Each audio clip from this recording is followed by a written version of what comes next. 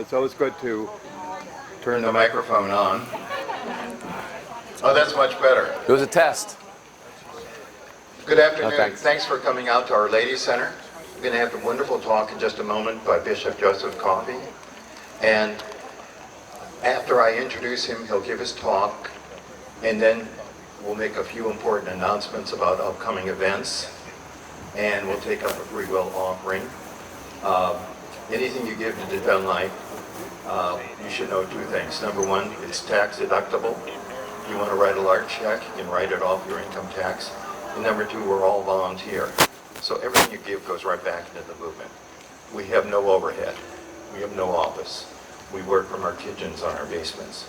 We're real grassroots pro-life Catholics.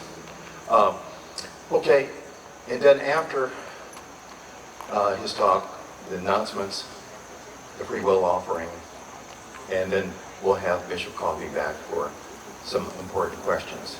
So just get up and ask your question real loud so it gets picked up by Jim Altoff, who's videotaping, and all this will be posted on our website very shortly at defendlife.org. So Bishop Coffey, guess when I first met him? I met him at the March for Life earlier this year. I'd heard about him from Dr. Pat Castle, the head of Life Runners, who was our speaker last November. What we do in Defend Life is we try to bring great speakers. Invariably they're Catholic. Occasionally we have a few yet-to-be Catholic speakers who come and tell us about the pro-life message and how important that is. That we've been doing this since way back in 1987. As a matter of fact, this is our 33rd year of doing this. Now, we don't get a lot of support from the powers above. Sometimes they hear bad things about Defend Life, but maybe that's because we're going against the flow and not with the flow. But one thing you can do to help us is we have these speakers, 6 lecture tours every year, and invariably they start on a Thursday night, and then we're Friday morning we go to St. Peter's Liberty Town, and then here in the afternoon at wonderful Our Lady Center. Then we try to get into another parish or Knights of Columbus Center on Friday evening. Like tonight we'll be over at St. Michael's in Poplar Springs, Mount Airy, and the talk will be at 5 o'clock, followed by a confirmation. Bishop Coffey will be actually confirming about 80 students. What a great opportunity. But that's what we do. We try to plant seeds in the parishes. Many of them really don't have pro-life groups, or they have dormant pro-life groups, or they have pro-life groups that exist on paper only. So that's what we're trying to do. So think of parishes that we might not have been into. We've only been into maybe 20% of the parishes. The other 80% are fertile ground. And help us. So when we announce our speakers, and it's very important you fill out that card, especially for those who are not on our Defend Life list, we announce our speakers ahead of time, and basically they're free, and it's first come, first serve, with a preference to those parishes who've never had a speaker, who have not had a speaker in a long time. Now a few words about Bishop Coffey. First of all, he just celebrated his 60th birthday, so he's very young as a bishop. He grew up, he was actually born in Rochester, Minnesota. His father was a wonderful doctor and was doing his residency there at Mayo Clinic. And then the family moved east to the Philadelphia area, and he went to Archbishop Carroll High School, which is 2 miles west of Villanova, where I went to college and got a lot of my good Catholic upbringing there, because the Augustinians at that point were still very, very solid. And I can remember in 1960, the year he was born, I was finishing my freshman year at Villanova. He probably had to go by there where he lived down in the Marion area out to Archbishop Carroll. Probably went right by the Villanova campus every day that he was attending high school. Now somehow or other, he didn't go. He was not one of the select to attend Villanova. He had to go to LaSalle. So sort of a second-tier Catholic college, but it's still a pretty good one. At LaSalle, he majored in English and I think French. And he actually spent his junior year semester at the Sorbonne, where he learned to learn a wee bit more of French, a wee bit more than he'd learned at LaSalle. So anyway, afterwards, he became somewhat of a playboy. Oh, come on, Jack. He was enjoying. Strike that from the record. He was enjoying. Yeah, really, no, not a playboy in the common sense. Just a fine young man. But traveling Europe, becoming a ski instructor, selling cars in Germany, that they were actually Japanese cars. I think they were Nissans to American military. And then ultimately, I don't want to give a speech because it's a fantastic speech, but he is an absolute breath of fresh air. Ask him any question you like. Don't hold back anything, okay? Anyway, it's a great opportunity and a great privilege. And please welcome Bishop Joseph Coffey.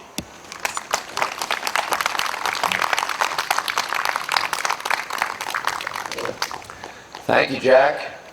I was told that there's some water up here if anyone gets thirsty. Got to stay hydrated. I'm the former military guy.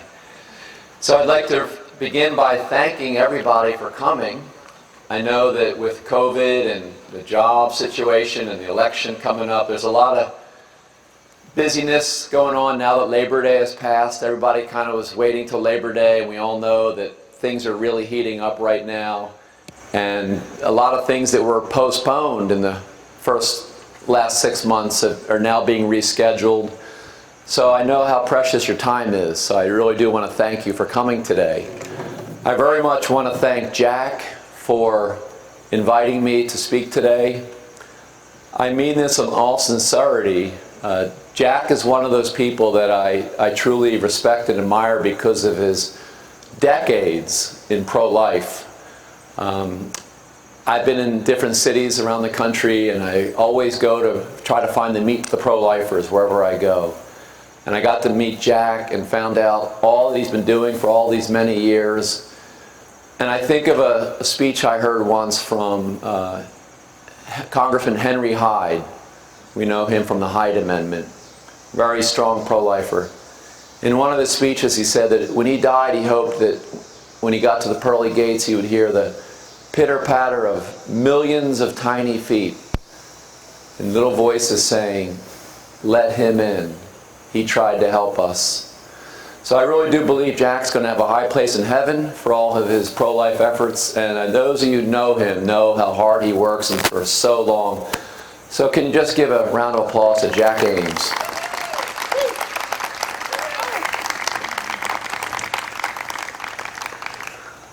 So today I would like to just share with you some of my pro-life experience and how I became a pro-lifer. As Jack mentioned, I was born in Minnesota, but my dad, after his residency was over, we moved back to Philadelphia, so I grew up an Eagles and a Vikings fan. And growing up, my mom and dad were very strong Catholics, daily communicants. I'm the fifth of 9, and I have 46 nieces and nephews. So we're Catholic and pro-life, definitely. January the 22nd, 1973.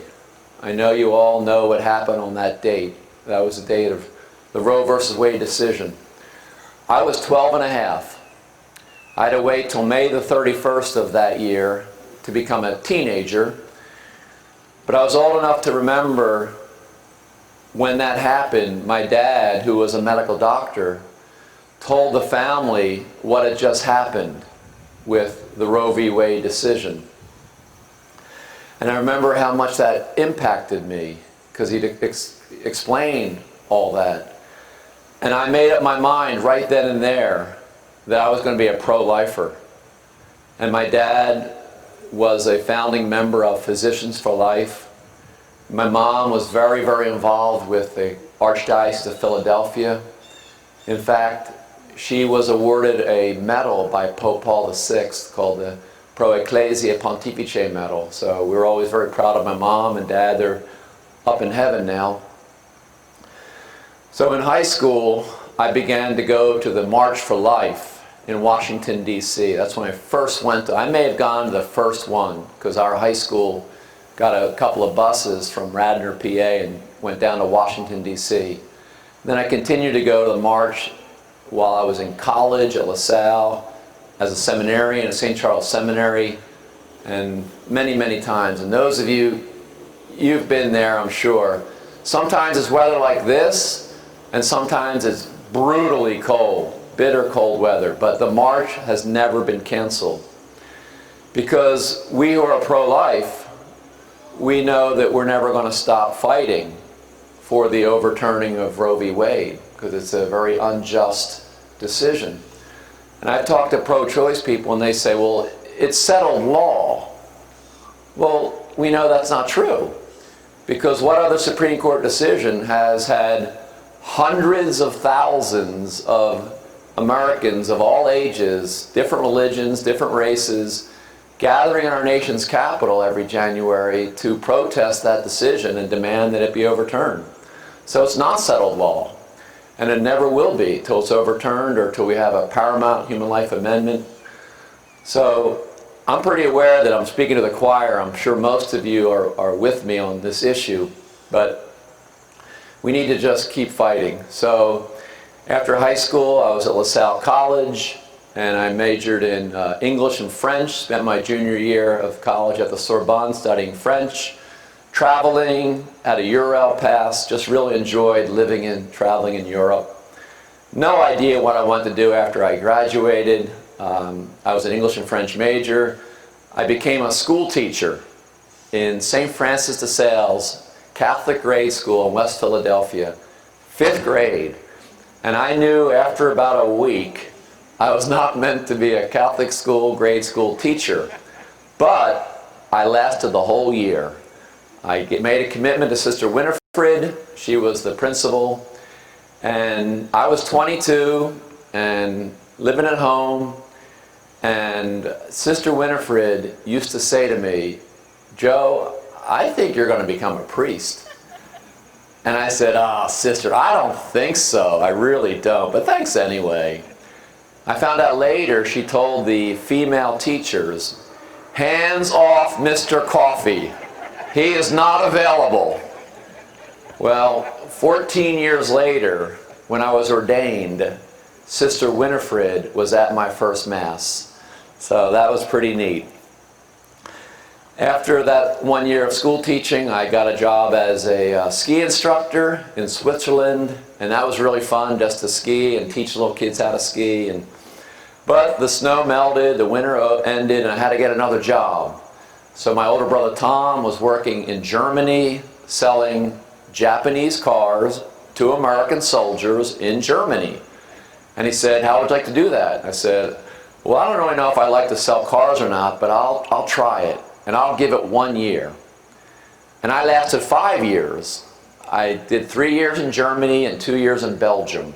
And I got a chance to travel, and I had just a great time experiencing Europe and just enjoying life. And I never really thought it was going to be a permanent job. In fact, I knew it wasn't going to be. And I kind of wondered what I was going to do when I grew up, but I was in no hurry. So I just kept selling cars. And then my life changed very dramatically in 1988 when I read a very small article in the International Herald Tribune. And the article was about 500 people getting arrested in Cherry Hill, New Jersey for a thing called Operation Rescue. And I thought, wow, that's right across the river from Philadelphia. I know where Cherry Hill is. I then found out that my oldest sister, Rosanita, was one of those that was arrested. Now, I'm the 5th of 9, and Rosanita's the oldest girl, and of the 9 of us, she's the least likely of us to break the law or get arrested. So this was kind of fascinating for me. So I called her from Belgium, and she told me what it was about. It was about sitting in front of the doors of an abortion clinic, praying the rosary, singing, not being violent, being peaceful, trying to buy time for the sidewalk counselors to tell the women showing up for their appointments what all the services were that were available to them. So I was amazed by this, and I went home for vacation in Avalon, New Jersey, where we have a summer home. And I was asking my sister many, many questions about this. I went back to Belgium, but my heart was troubled. I knew that it was time to come back to Philadelphia. I didn't know what I was going to do, didn't know my job or anything. I didn't want to sell any cars anymore, but I just knew with this pro-life thing going on, I had to get involved with that. So I came home on September the 1st, 1988. On September the 10th, 1988, I did my first rescue. So I joined about 100 people from Philadelphia. We drove down to Delaware. We sat in front of the clinic doors, started singing, started praying the rosary. Now mind you, I'm only home from Europe 10 days. I'm still going through reverse culture shock. So it was kind of a strange situation for me. I'm sitting in front of the doors, not knowing what to expect. And all of a sudden, the Delaware State Police show up. These aren't like guys you see in the mall or people. These are like the real deal. If you've seen pictures of the Marine Corps drill instructors, they wear the special campaign cover, the Smokey Bear hats. Well, that's what the state police were wearing, and it's pretty intimidating. And back in 1988, when the police told you to do something, you normally did it, unlike what's going on in a lot of our cities right now. So they came over and said, "You got to leave right now." And we had a spokesman that explained why we were there, what our purpose was, asked for a little bit of time. They said, "No, you got to leave now." We didn't say anything. We just kept singing and praying the rosary. So they started dragging us across the parking lot, one by one. Well, they took us to the headquarters of the state police and put us in an auditorium, and we just continued our prayer service, singing and praising the Lord. That day happened to be my mom's birthday. And I just did the math yesterday, and it was my mom's 60th birthday.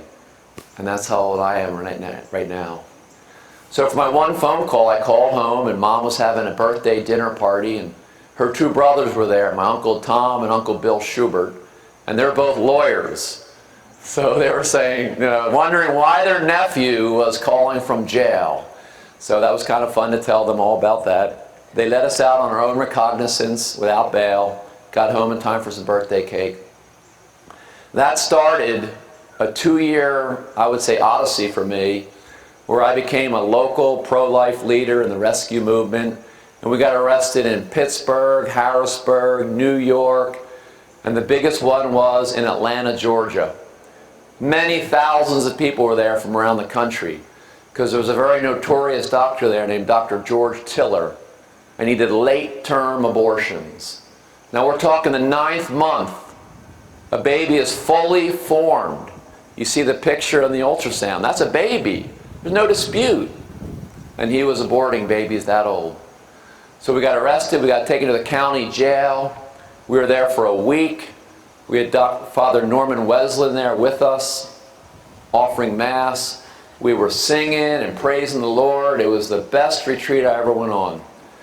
So that was what I was doing for those 2 years. And during those times, when I was in Europe and when I was in the rescue movement, I can honestly say to you, I was never thinking about becoming a priest. I think I was subconsciously running from it. And there's a beautiful poem by Francis Thompson called The Hound of Heaven. And that's basically the Lord never stops pursuing us. And we can run for a long time, but we're going to get tired. The Lord never gets tired. Well, I went to a retreat at Malvern Retreat House, which is the largest lay-run retreat house in the country. And there's a beautiful statue of Jesus kneeling in the Garden of Gethsemane down at the bottom of the hill from the main house. And I'll never forget the day. It was a slight rain. I knelt down in front of the statue, and at that moment, it hit me that I was called to become a priest. And it was a very dramatic moment in my life, something I'll never forget. So I went home to tell my family, tell my parents what had happened. I went to their bedroom, the light was still on, I knocked on the door, they were either watching TV or they were reading. And my mother claimed years later that when I walked across the room, she knew what I was going to tell them. So I told them what happened. They started crying. I started crying. It was very beautiful. I then told my brothers and sisters, and they said, "Oh, we've known that for years." I said, "Well, why didn't you tell me?" They said, "Oh, we didn't want to jinx it." So I applied to St. Charles Seminary. I got accepted by the seminary. And Monsignor Dan Murray, the rector, said to me, "Joe, you've been accepted to the seminary, but you got to stop getting arrested." I said, "Okay." So I continued to pray. Right across the street from our seminary is Lankenau Hospital, the fine hospital. My dad had open heart bypass surgery there. But sadly and tragically and unfortunately, they do abortions there. So a group of us in the seminary would go across the street every Friday and pray the rosary with signs saying, "Please stop doing abortions here." So that was seminary, and then when I was in seminary, I met a recruiter for the Navy, actually he was in the Air Force Chaplain Candidate Program. And I asked what that was about. He said it was a program for people who are already in college, after college, so you're in graduate school. You can raise your right hand and get an automatic commission to be an officer in the Chaplain Candidate Program.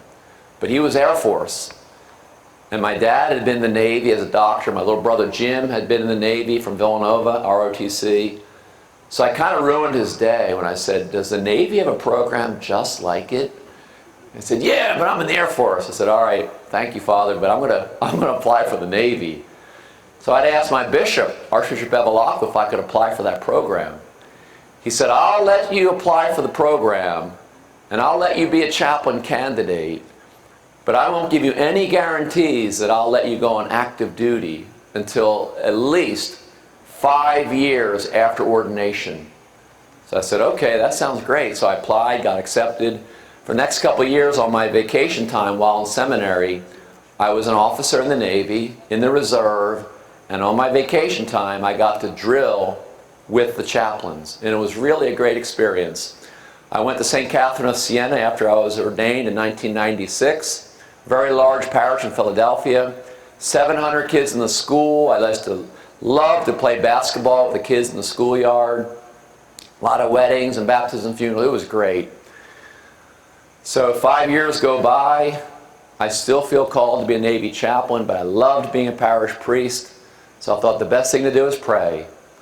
So I knelt down in front of Jesus in the Blessed Sacrament and I said, "Lord, I love being a parish priest and I love being a Navy chaplain. I would love to be a Navy chaplain.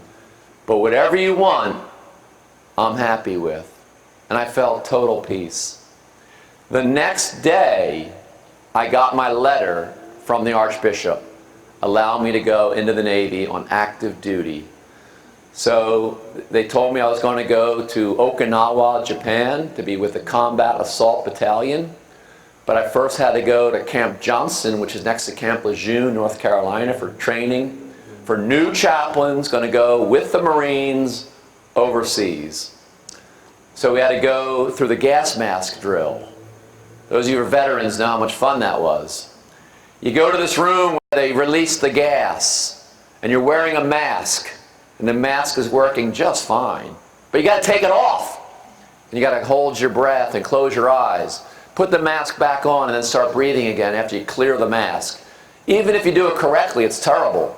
You come out of it and your eyes are burning, you're all disoriented, you feel horrible. Well, that's the condition we were in when they come running out of the classroom, screaming at us. "Get in the classroom now!" Well, this wasn't normal screaming. We didn't know what we had done wrong.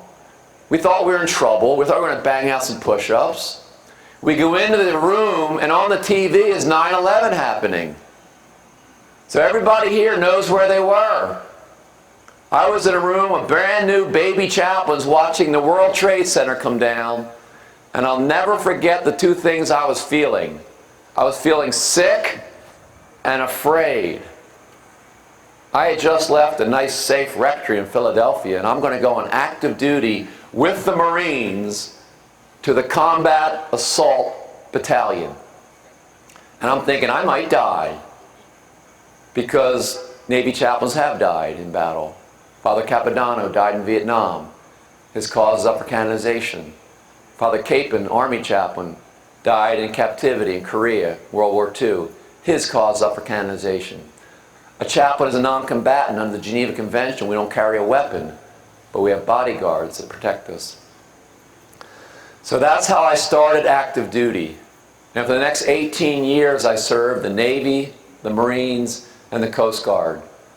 I had tours of duty on aircraft carriers out of Norfolk, Virginia. We went to the Persian Gulf for 6 months. I went to Japan, to Yokosuka, where I was the command chaplain on the USS Ronald Reagan. We deployed to the South China Sea in the Pacific Ocean. And the priest assigned to a ship is the priest for the whole strike group. So we have the carrier, which has over 5,000 people, and the smaller ships that deploy with the carrier. And they would fly me from the carrier to the smaller ships by helicopter. And whenever the chaplain's on board, they call the Holy Helo. Well, it was pretty fun, great duty, loved being a chaplain. I served for 6 months in Afghanistan, on the ground with Marines in Helmand Province. And that was scary, because I was worrying about the IEDs blowing up and the helos getting shot. And I did a lot of praying. I prayed a lot of rosaries for protection for myself and the Marines. But what an honor to be a priest, to serve our military, to say Mass and to hear confessions for people who, every time that leave that wire, they know the danger. So those of you who are veterans, thank you for your service. And if you have any relatives, please thank them for their service from me. So it was really great duty to be with the Marines and the Navy and the Coast Guard. And I did that for 18 and a half years. And I was anticipating my last tour of duty. Because everybody in the military knows that if you do 20 years, you get to retire, get a pension. It's great. It's a great deal. So I'm at 18 and a half years last March. I was in San Diego at the Marine Corps boot camp as the command chaplain. So I got my plan all laid out.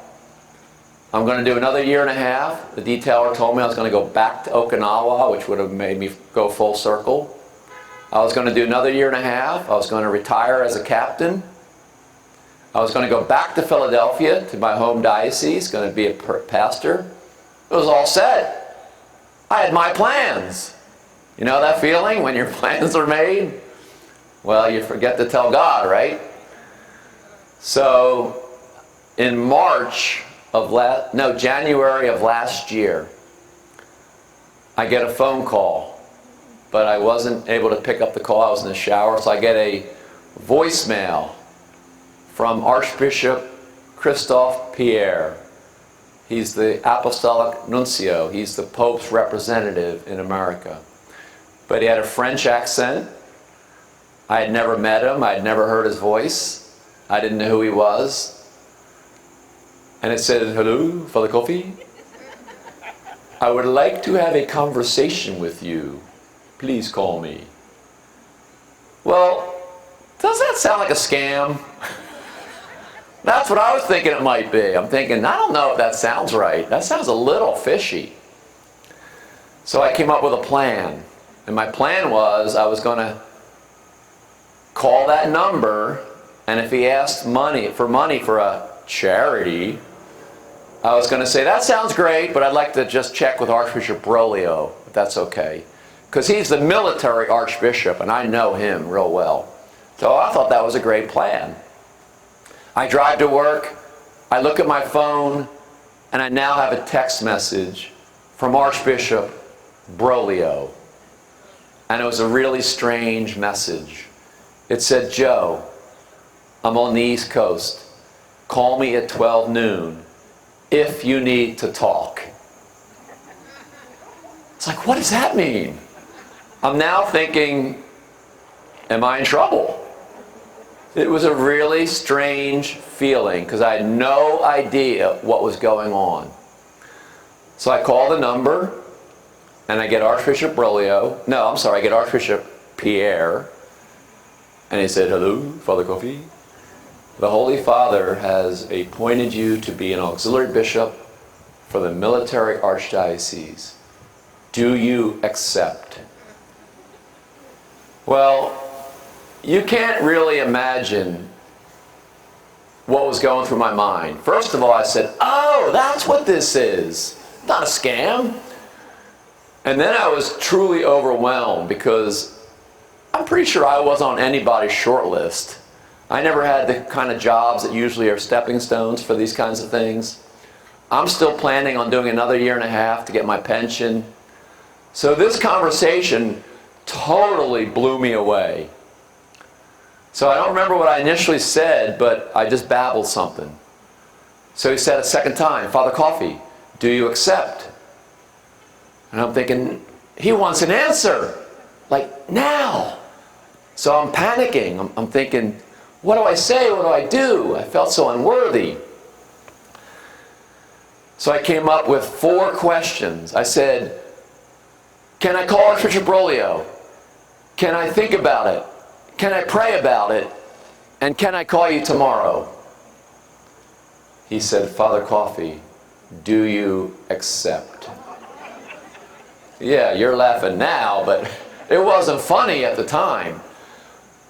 I was really panicky. I was feeling a little bit nauseous because I had to make this unbelievably momentous decision on the spot. And I did think that I have the power to say no. And if I say no, he would probably have said, "Okay, don't tell anyone about this conversation." So I thought about it, and then I remembered that I had read a book while I was in seminary, or no, right after I was ordained. It was a book by St. Francis de Sales who said, "Seek nothing, refuse nothing." And I thought, that's it. I didn't think about this. I wasn't seeking this. I wasn't hoping for this. It just happened. So I said, "Accept, I accept." And he said, "Good, my secretary will call you in an hour to get your official address. We'll send you the letter from the Apostolic Nuncio's office, and you're not to tell anyone about this conversation except Archbishop Berlioz until January 22nd. Anybody know that date? Roe v. Wade. That was a little consolation to me, I think, from our Lord for all those years of pro-life work that I've been doing. He said, that's when it's going to be released at a press conference in Rome at 12 noon. So I had to wait 8 days before I could tell my family. And that was a brutal 8 days. Because I knew that if I didn't tell them, someone else would, because of the internet and how fast news travels nowadays. So it came time for January 22nd. I went to bed. I set the alarm for 3 a.m. in San Diego because that's 12 noon in Rome. That's when they're going to have the press conference. So I called my oldest brother Bill first. I didn't want to miss anyone. Bill and Marita, our youngest. So Bill lives in South Carolina. I said, "Bill, are you awake?" He said, "I am now. What's the matter?" And I told him, and I got very verklempt. I got real choked up. It was really hard. So I called each of my family members, and they couldn't believe it either. So I got ordained on March the 25th, which is a very special day for us as Catholics, 9 months before Jesus is born, in the Basilica of the Immaculate Conception in Washington, D.C. Very, very beautiful ceremony with, I think there were about 2,000 people in the Basilica. There were 200 priests on the altar, several bishops and cardinals. And that's when I became an auxiliary bishop for the military archdiocese. So now I'm the vicar for Veterans Affairs. So my job is to go around the country working with our veterans and our priest chaplains who work at the veterans hospitals. So I just want to encourage you. I know many of you are already involved with pro-life. Sometimes it can get kind of lonely. Sometimes we can think, does anyone else even care about this issue? But then we have things like the March for Life, where we get a total shot in the arm. I know I do every year. We have people like Jack. We have all the people that work at crisis pregnancy centers. They outnumber abortion clinics 4-to-1. We know how all this ends. Jesus has the final victory. He overcame sin and death forever. We know we're on the winning. Hand the mic back to Bishop Coffey. And then if you want to ask a question, I'll just walk up to you and you can talk into this microphone, okay? Who has the first question? Raise your hand. Any questions? We're all spellbound. I see a question over here. I see a lady in the balcony. I guess I want to know, what's the best way to pray for young women that you know have had abortions? Oh, how do we turn this on? Oh, it's on. It's Oh. coming into the camera. Oh, okay, good. Oh, it's Go ahead. Okay. Go. That you know have had abortions, but they are, I don't know whether they're out and out atheists, but they're certainly not in the Lord, have no repentance long term. It's affecting their lives. I mean, you can see it's affecting their lives. Right. You're just saying, he's making a comment. Well, how do you think is the best way to pray Reach for out to them. Reach out to them, because they're not even open to. Yeah, the question was about the women that some of them had abortion and maybe they're atheists and they're certainly not repentant and very militant. We pray for them. That's all we can do, because plenty of women are repentant and, very much deeply regret that. We know from working with all kinds of people like Project Rachel and Rachel's Vineyard that have these wonderful retreats of healing. I know I've been on them as a priest, hearing confessions. And I've heard confessions of women that had an abortion 10, 20, 30, 40, 50 years ago. And they're finally able to get some healing by making a good confession and hearing the words of forgiveness of the priest saying, in persona Christi, I absolve you of your sins. And it brings them tremendous healing. So whenever I give a pro-life homily, I always mention that part of it, in case there's any women in the audience or the church who've had an abortion, that there's always healing through the sacrament of confession. And they don't have to suffer any longer alone or without that forgiveness. But if someone doesn't want that kind of forgiveness and doesn't think they need it, there's not a whole lot you can do other than pray for them. Pray that the Lord would soften their hardened hearts, because they're surely hurting. They're surely wounded people.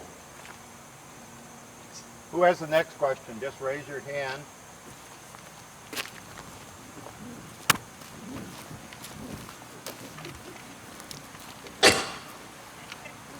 Just talk into the microphone. It's working.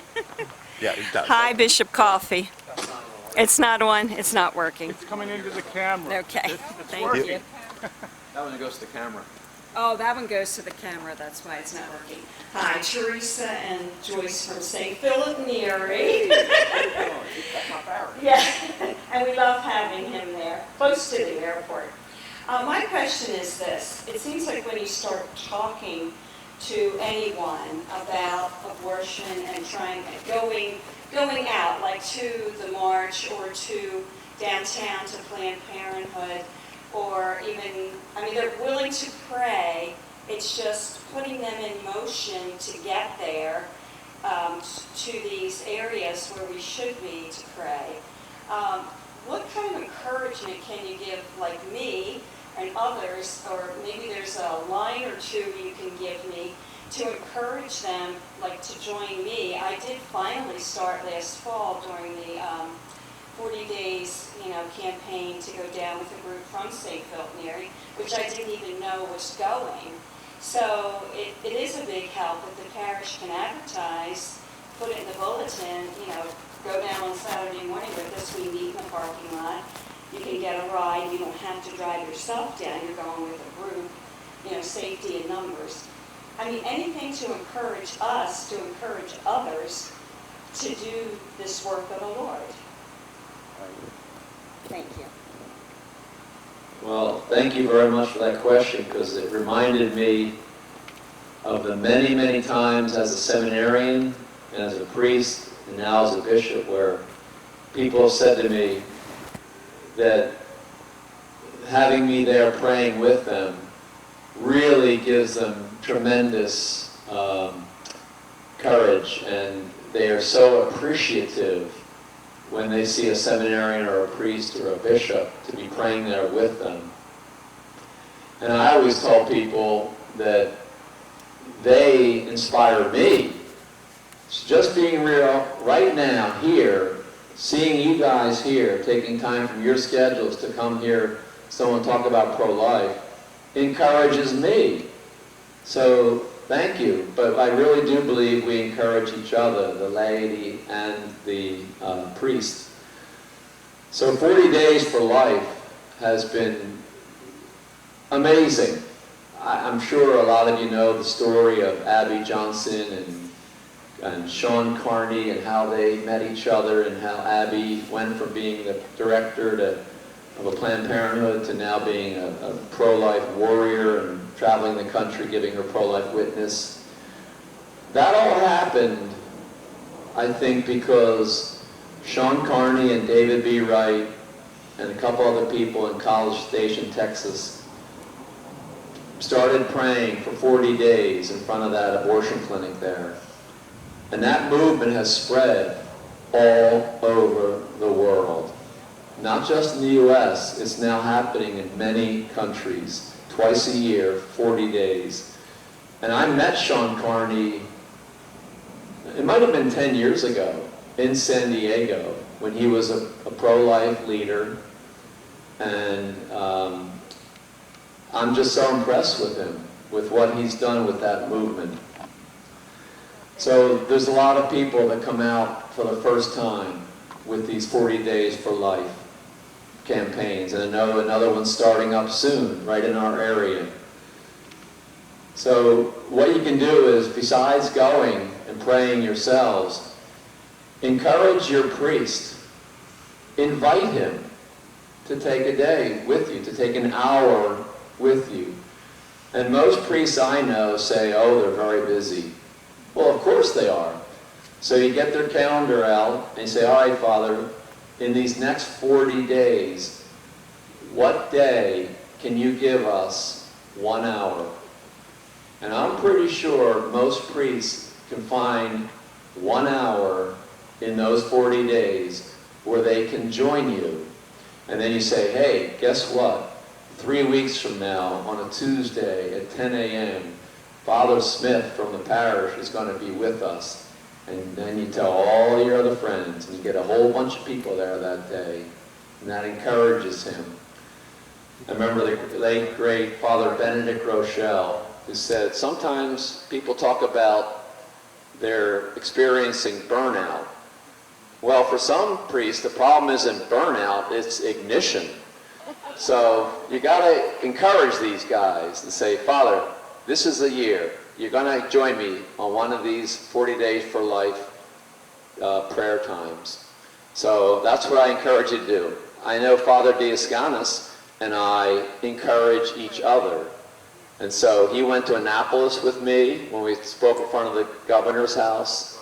And then he came to me a couple days ago and said, I need to know your schedule for Saturdays, because we're going to get some people from the parish to 40 Days for Life, and we want you with us.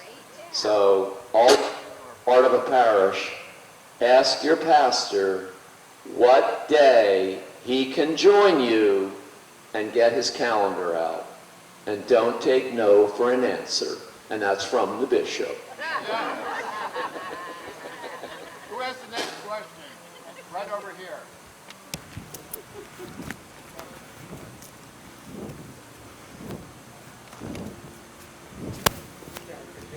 Consistently in the past, gave me a referral.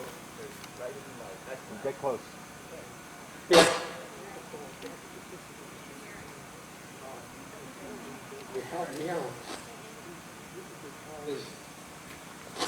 You enjoy? Okay. Yeah, Jeff has helped me in the past and referred me to an attorney with Catholic background that would help in my case because I'm a Medicare recipient, and Medicare follows the Hyde Amendment. It says abortion is payable by federal funds if it's the result of an incest, a rape, or if doctors certify that if the baby is carried to term, you endanger the life of the mother. So I'm paying it, and I went in there and I signed. They didn't tell you this. They don't say in the literature that, hey, you know, there's abortion in this plan here. So I didn't know at the time, but I did find out from third sources. And unfortunately, the attorneys I was referred to gave me advice, combine this, combine with that, but they never took the case because they realized it probably is going to be very expensive and maybe appeals or stuff be done. But I did find an attorney, and he asked me, who's going to, because I'm using my retirement. And I says, what?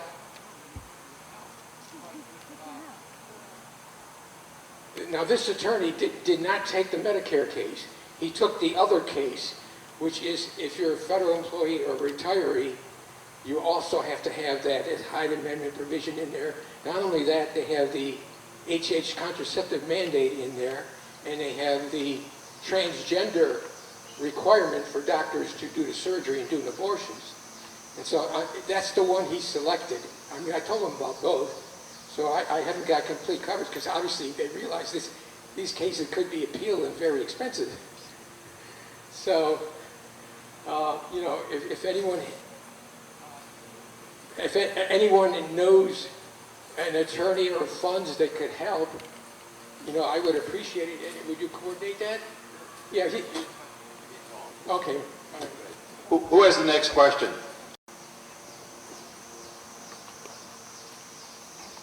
Here we go.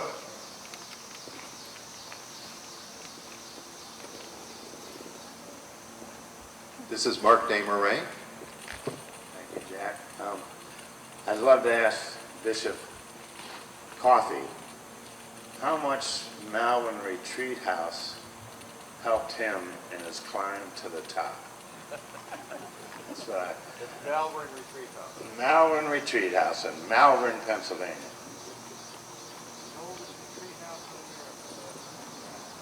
It got me to the starting gate. That's the most important thing it got me to. Yeah, Malvern's a very beautiful place. It's the oldest, right? And the largest lay-run retreat center in America. A lot of retreat centers are run by religious. So lay people in Philadelphia run Malvern Retreat House, and they have many retreats, and it's a very beautiful place, and we're very proud of it in the Archdiocese of Philadelphia. So I know those Malvern folks are always praying for the priests and praying for me. So you must be a fan. Well, 48 years. 48-year member of Malvern? Beautiful. Thanks for all those prayers. And all those of you who are a member of the Sarah Clubs, keep praying because that works too. We were members of the Sarah Club, praying for vocations. And we pray the Sarah prayer for vocations every night with my family as part of our dinner grace before meals. It worked. I became a priest. So thank you to all you who might be Sarans. And just adding to that, they can have 3 different retreats going on at the same time at this great retreat house. That's how big it is. They have youth retreats, they have married couple retreats, they have men's retreats, women's retreats, the whole thing, beautiful grounds, and there's just so much more. And it's not run by the Archdiocese of Philadelphia. Otherwise it probably would have been sold off to pay off their enormous debts. It's owned by the Lay League, and it's beautiful. So go there, check out their website. Can't say enough good things about Malvern Retreat House. The biggest and the best retreat house in the world. Who has the next question?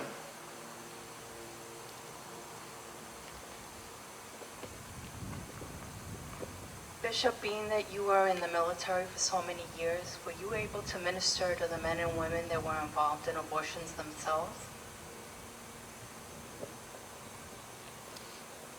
Yes, mostly with confession. Yeah. I had a couple of confessions. I remember that when Bill Clinton became president, I was in the seminary and I was heartbroken. I didn't vote for him. But when he became president, his first day in office, he signed 3 abortion bills.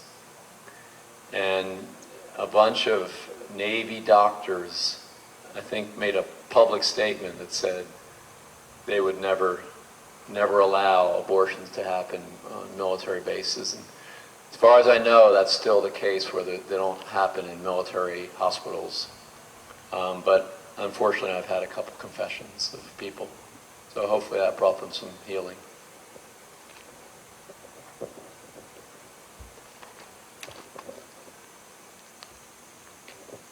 Bishop, as my husband and I are both retired Air Force, and Go Air Force, aim high. and so we've been the beneficiary of the great job that the chaplains do, and we know firsthand how important it is to have that support. And we've been in bases where we did not have that support, and Archbishop Berlioz personally intervened and got us a priest. So we really appreciate all that. Having said all of that, we also see the shift that's happening even within the military. And I know Archbishop Berlioz recently wrote a letter expressing his concerns about the tension between our faith and sometimes what is being enacted in law. And given our hierarchy and bureaucracy in the military, how that can be difficult. And so I don't want to put you on the spot, so answer to the extent that you're comfortable, but I am concerned about the extent to which our chaplains' hands are tied. The suicide rates are astronomical, and yet commanders are being punished if they even suggest, even if the person is open to it. We're not talking proselytizing, just, you can't suggest the Bible or offer to have those type of things. So even though abortions aren't being held on military installations, I know it's not the common thing to see proactive efforts being done because of this fear of we're going to step on people's toes or tread on the law. So again, the extent to which you're comfortable commenting on that. An excellent question. Well, thank you very much for your service. One of the problems we have is that there's this tremendous shortage of priests in the military. When I joined the chaplain candidate program in 1992, there were over 200 Catholic priests on active duty in the Navy as chaplains. We now have less than 50. That's worldwide. We have carriers now going out without a priest. And in your day, that would have been unheard of. I mean, the admirals would have screamed bloody murder. They did when they first started saying, well, we don't have quite enough for a carrier. Now we have them going out without priests. So because of that shortage, some of the billets, the jobs, are being replaced by contract priests. So on a base like Coronado, at the Navy base there, for many years they couldn't staff it with an active duty Navy chaplain priest like they used to, so they have a contract priest he's a retired Navy chaplain, and he has the permission from his bishop. So he's had the contract for a couple of years where they say Mass and hear confessions as a priest and get paid by the Navy, but don't have to wear a uniform and don't drill or anything like that. Well, just in the past couple of weeks, the admiral of that area thought it would be good to cut the budget, because the budget's always a problem. So he was going to cut out that contract. But this is a base where hundreds of Catholics go to Mass on Sunday. And in some of the other denominations, they might have 10 on a Sunday. So luckily, unfortunately, there was a great outcry from people all over the country. And I was getting emails. Archbishop Berlioz got a bunch too. And Archbishop Berlioz made a statement right away. And it was even on Fox News. I don't know about other stations. And within about 2 days, the admiral reversed himself. So that's the good news. But there's always that push to eliminate, or not, yeah, eliminate chaplains, and it's just not that important for people. I've always been blessed to have commanding officers who are very supportive of the chaplain, really recognize the benefit of having a good chaplain. And a lot of them tell me kind of quietly, we always like to have the Catholic chaplain. Not that they're against other chaplains, they just think that we're kind of on the varsity. So we need more chaplains, so keep praying for priests. Keep praying for the bishops to allow priests to go, because bishops told me that they want to let priests go, but they can't spare them because they have so many parishes without a single priest. And there's people who don't recognize the beauty of a chaplain. I've known of commanding officers who would rather get rid of the chaplain and have an extra supply officer because they're just not thinking the chaplain's that important. So we're always trying to push back, and one of the hard things when I was on active duty was quantifying what we do. You know, the military is very about metrics and measuring the effectiveness of different things. So we're always trying to show people, you know, what we do and why it's effective and why it's good to have us, but sometimes that gets kind of hard. But for some of those issues you were talking about, yeah, there's always a little bit of a pushback. I make the joke that at some point in the future they get rid of us completely, because on Star Trek they had Counselor Troy, not the chaplain. So they get rid of us at some point. So we got to keep pushing back and trying to show people that even though we're non-combatants, we're a very important part of the command, and luckily you were able to see that. So I'm glad you had good chaplains. Just a comment. Looks like most of you are on beyond the childbearing age, but you have children, right? And those children can have children. It's so important that we encourage our children and our grandchildren to become Catholic priests, you know, especially the ones who are male. And here's an example. At our recent Face the Truth tour, one of the priests who celebrated Mass at Our Lady of Lourdes in Bethesda was on our Face the Truth tour about 10 years ago. His name is Jamie Morrison. Now his father, Jamie Morrison, wonderful mother and father, both dentists. They met at University of Maryland Medical School, Grace and Eric. And Grace was a homeschooling mom and had some wonderful children, including 3 sons, the oldest of which is Jamie, who just was ordained a priest. The second one is Nicholas, who will be ordained a priest very shortly. And there's a third one who will be ordained a priest a few years from now. 3 priests from one family. That's what we need. That's how we're going to have more priests, by being good Catholics and urging other Catholic families to have lots and lots of children. And some of those children are going to become priests. But if you only have 2 children, guess what? Probably no priest from that family of 2. Hey, one last comment and then a last question. Any more questions? And then I have a question for Bishop Coffey.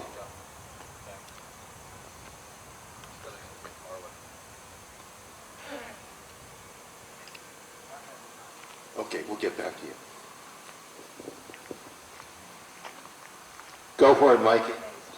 Hi, Bishop Coffey, great talk. Thank you for your years of service and your yes, and even your skiing years. Those were probably all part of it all. But you mentioned Bill Clinton. God forbid if we don't triumph in this election and get President Trump back in, but can you comment on where you think the pro-life movement is going to go if we are not victorious? Do we have to change our strategies? I've been doing pro-life at my mom's skirt, since I was a kid as well, but it seems like each year the heat gets turned up more and more and more. It's mind-boggling that we're having conversations that we are now that are way past contraception and now even way past abortion. If the Biden-Harris ticket gets in, do you want to comment on that? What should we be? And maybe both. We're going to be dealing with probably some element of violence, even if Trump does win. But I think our pro-life legislation we're going to be in problems. Can you comment on that as to even how we prepare for this?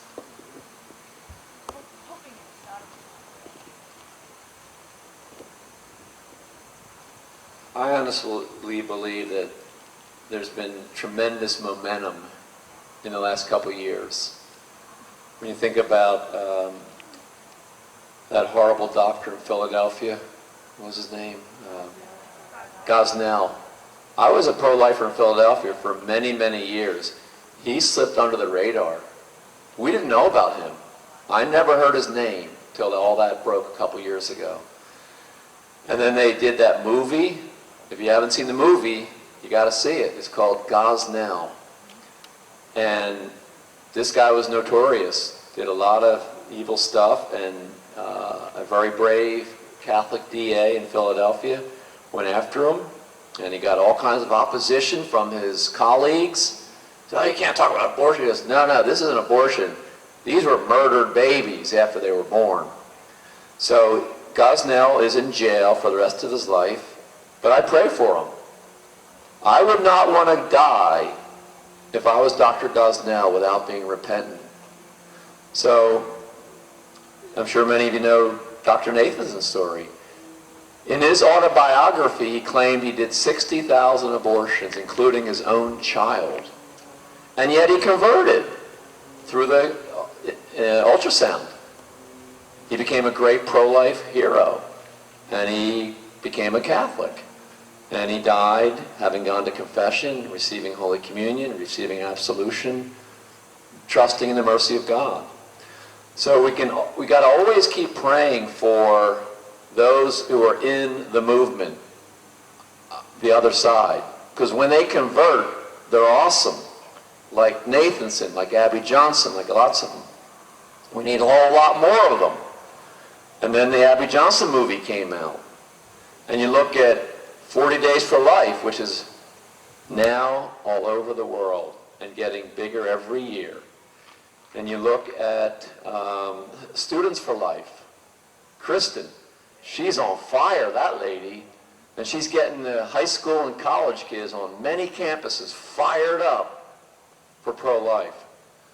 So I have not felt this optimistic in a long time about the direction of the movement. We've been through all kinds of presidents, good and bad, some really terrible. So before every election, I always pray for God's will to be done. And God always brings good from every evil. I do believe that. So I'm praying that this election goes a certain way. I think you can probably figure out who I'm voting for. There's really no choice. And isn't it horribly sad that a Catholic running for any office wouldn't be pro-life? That's really sad. It breaks my heart that we couldn't really support whoever a Catholic candidate might be for any office because of their very pro-choice stance. So we're going to work and pray and vote the right way, and whatever happens, it won't affect us. We're going to keep fighting, keep praying, keep going to the clinics, keep praying for conversion, keep offering alternatives to the women until one day, and we know it will happen, absolutely it'll happen, one day, as Father Pavone said, abortion will not only be illegal, but unthinkable, because that's the way slavery is now. If you ask a teenager, hey, you think it's a good idea to have slaves? They would think you're nuts. So you know what? It was legal in our country. They say, hey, teenager, do you think it's a good idea to have separate water fountains for white and black people? That's a horrible idea. Well, guess what? That used to be legal in our country. So they now think that's unthinkable. No, that's our end game. Keep fighting. Just a comment, and then one last question. You get the last question. It's so important that President Trump be reelected. So what can we do? One of the things we're going to do in the next week or so is we're going to send a letter in my name to all the pastors in the Diocese of Harrisburg. Harrisburg's in the great state of Pennsylvania. I'm so proud to have grown up there because that's the state that put Donald Trump into the White House.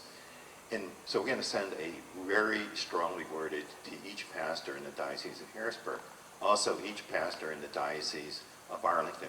Both of those areas are in what I consider our sphere of influence, telling them that they have a moral obligation to speak out clearly about what's at stake. There's a lot of other things you can do. We'll be sending out an email shortly with some ideas how you can get involved in telephoning, actually going up and leafleting. Hey, Pennsylvania is only about 30, 40 miles from here, right? The Mason-Dixon